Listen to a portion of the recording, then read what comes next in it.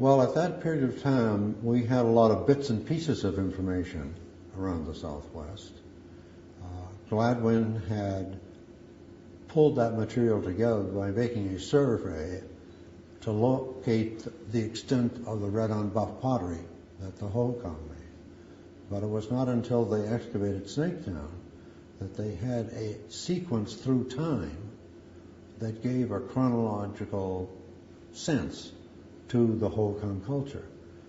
Now, we know a lot more about it today, but that was the door opener, so to speak, for our understanding of Holcomb, because it not only gave us a chronology, but the ability to tie that chronology into other areas of the Southwest, particularly the northern Southwest, where we had tree ring dating that could give us a chronology that had real dates in a calendar that we understand.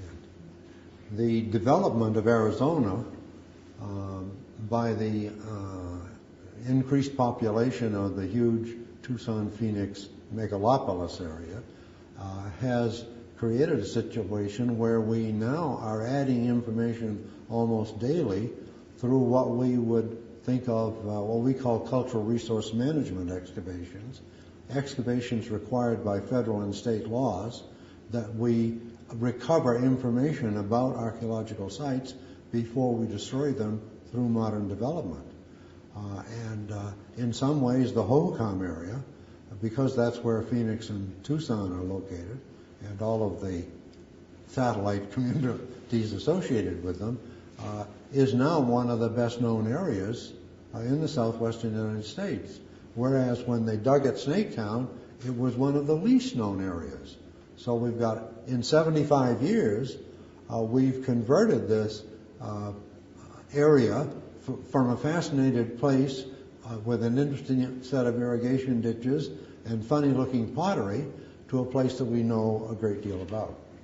Snaketown was part of a very large exchange network that extended from throughout the Southwest and down into Mesoamerica.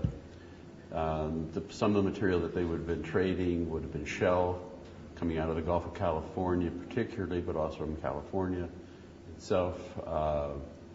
They were trading south to acquire macaw feathers, copper bells, pyrite mirrors, things along that line.